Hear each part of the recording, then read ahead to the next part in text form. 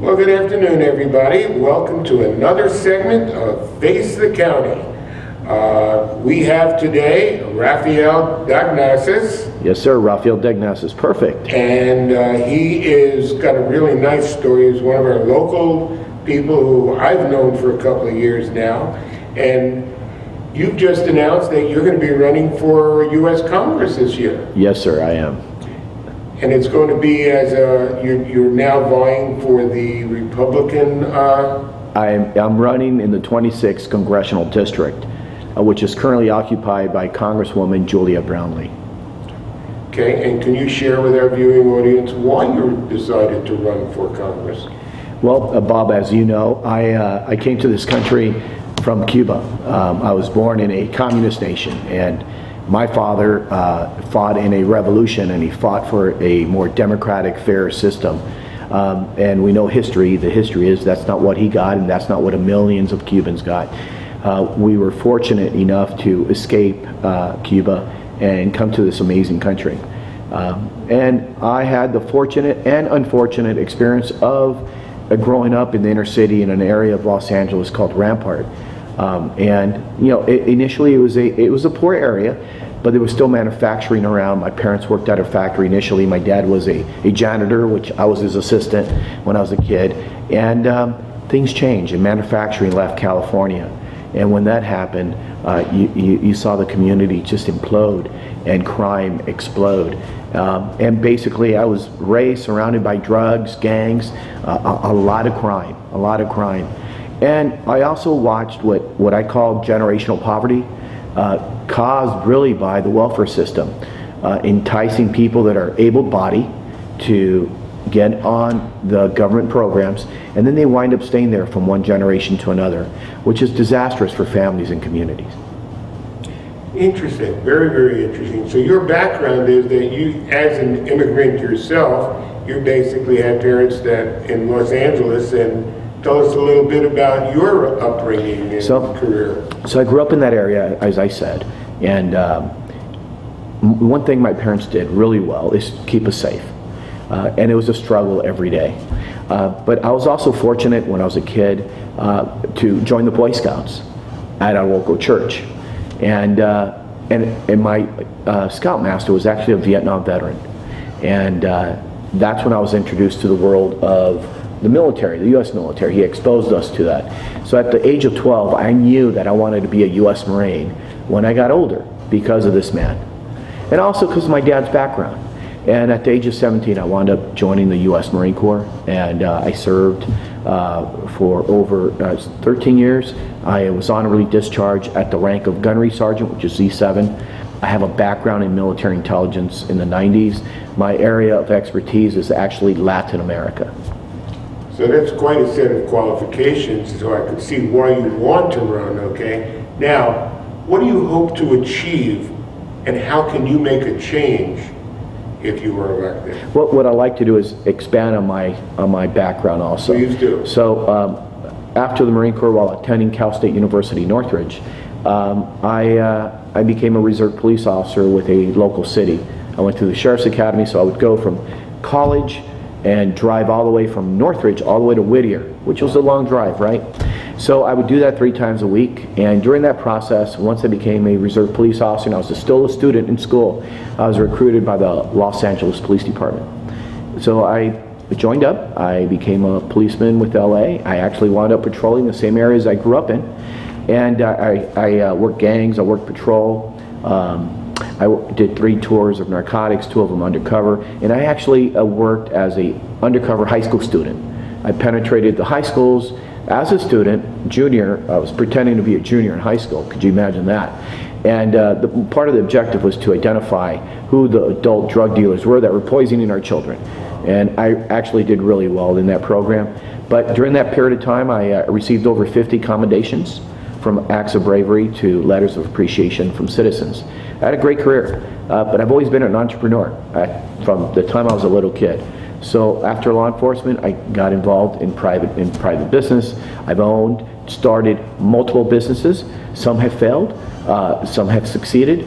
I understand the ups and downs and the challenges small business owners go through. So my background's incredibly diverse. Extremely so, okay? So now, and I apologize, probably because we've gone through this once before, and I knew that tremendous upbringing. And in fact, you were a police officer in South Central LA, weren't you? Yes, sir. Yes, sir. It's not one of the safest places to be able to be a patrolman. Well, you know, I grew up in that environment. I understand it, and then I went back and served in it. So I wanted to add one more thing that I missed. And the one thing that growing up in that area that I grew up in, and it's one of the concerns that's going on today in our society, in our communities. I knew we were poor, and it was all around us. But the one thing that my parents were always emphasizing is that we lived in this amazing country. It's an experiment in human history, and that we would have the opportunities to go forward and move on with life if we chose to work hard, and never to be envious of those who have achieved success. So during the 80s, what I call the Reagan Revolution, I got to see these Hispanic families that we knew that worked incredibly hard and took those risks, and they really embraced America. And those people wound up going into the middle class, and some of them even beyond. And they became my mentors. Watching them do what they did, taking those risks, taking those chances, those chances of just risking everything, putting everything on the table, and moving forward. And that was very motivating. It was great. So my point is that even though we were poor, even though we were in a really negative environment, we embraced this country. We understood what it had to offer. We just had to fight for it and work hard. How true, how true. No, so with all of that, and I truly understand that passion that comes out as you talk, which never give that up. The question is now, why have you decided to run for Congress now at this time as being an entrepreneur and, you know, with the successes that you've had? Right. Well, I'm definitely not looking for a job because financially it's not a net positive for me. But I have an incredible passion for this country. And I feel I owe this country. I've been serving this country for an extended period of time. The entrepreneur side of me is another element. But during my business years, I've always been a philanthropist, and specifically with veterans causes. When it comes down to veterans, my heart expands with those issues. Also, where my heart is at is those what I call less fortunate. And why I'm running is because I'm looking at the political landscape that we're in right now. And we have a situation where these politicians, specifically the current administration, is dividing us. I have never seen the racial issues that we're seeing in this country today. The war on law enforcement and vice versa, according to what you see in the media. This constant pinning people against each other. It's wrong. That's not what this country's about. So we're pinning people against each other based on their race, on their economic status, on their gender, and it's sad. So I look at a person like myself that has those diversities in my background, and have never quit, always move forward. And I think I have something to offer here, especially when it comes to those people that either feel they've been left behind or have quit.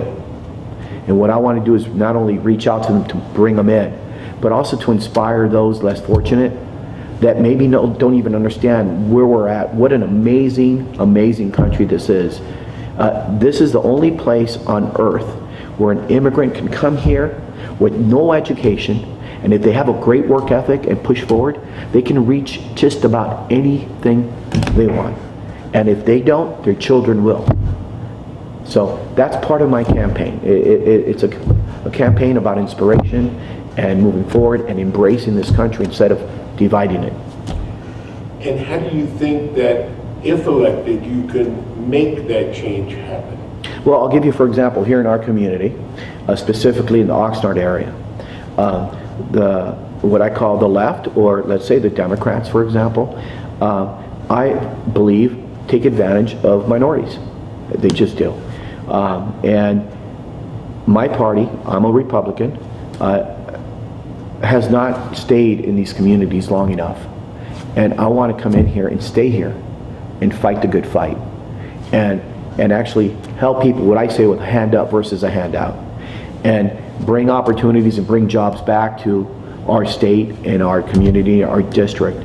And that's a big fight, obviously, because you're talking about a lot of different levels. We're dealing with not only local government, we're dealing with the state of California, which is not very business friendly, as we all know. And then you're dealing with the federal government.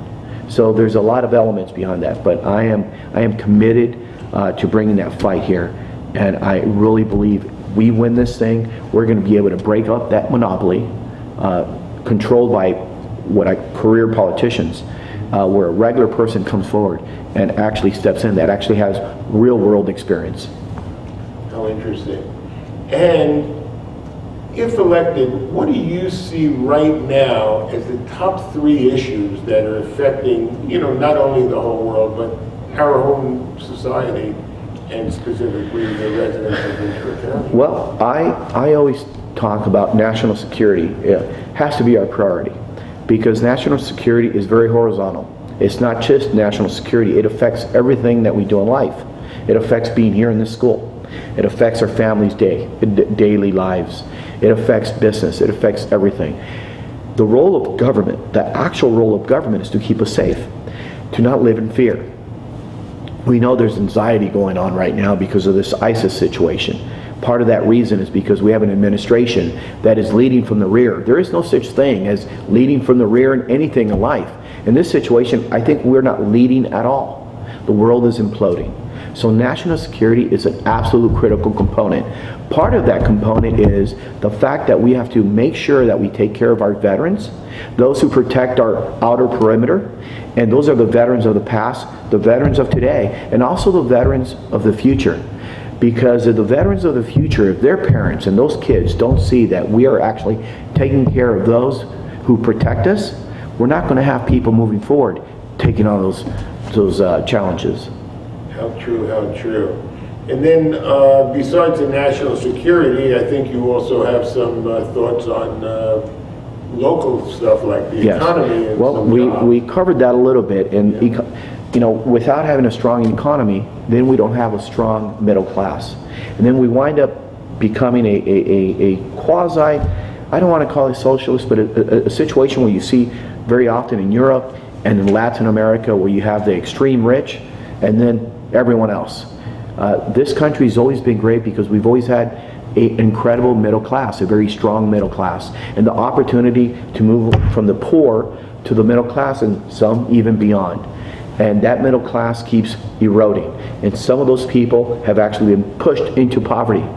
And as a matter of fact, this week alone, there was a report that came out that Southern California is the #1 place for homelessness in the United States. And it's grown 55% in the last 3 years. In the last 3 years, specifically in the city of Los Angeles. I go to the city of Los Angeles right now. I have an office in downtown LA. And when I drive through that downtown, I am amazed. It used to be just on Skid Row. And a lot of people that either were on drugs, alcoholics, things like that. You're seeing everything there now. You're seeing children. You're seeing young people. You're seeing a lot more women that you've ever seen before. And they're not on Skid Row. They're on the side of the freeway. They're in the financial district. They're all over downtown. It breaks my heart and it's sad. And what has happened from that? Liberal policies from local governments and the state of California, because the lack of opportunity and the lack of growth, specifically in the economy, and then you have the situation that is going on. So we have to fight that. Being apathetic is what got us here. There's too many great people that have given up and are sitting on the sidelines and say, hey, this is not my problem anymore. Every time I try to do something, nothing happens. So I'm one that's been fighting the system my whole life. And it's always been an uphill battle. But I remember my drill instructors in boot camp. They used to say, through the hill, around the hill, over the hill. But you are going to get to the other side and you're not going to give up. And that's, knowing you over these years, I think that's what struck me, is that you look at a problem and you're not giving the cause of it, you're giving some potential solutions. So I hope that this is only the first of many, sessions that we could have on Face the County. Thank you. And if you ever, have some things that are of importance, we'd like to have you back on a regular basis. Great. I'd like to pitch my website. Absolutely. Let all our viewers know exactly where they could find it. If they can go to rafaelforcongress.com, that's RAFAEL for congress.com. And we'll make sure we put that as an Thank you. overlay on here when we're doing it. So, Rafael, Thank you, Bob. I can't thank you enough for coming here today. And just to let everybody know, we are at the STEM Center at Oxnard College. And Outstanding. hopefully, it will be expanding too. So once again, thank you so much. Thank you, sir.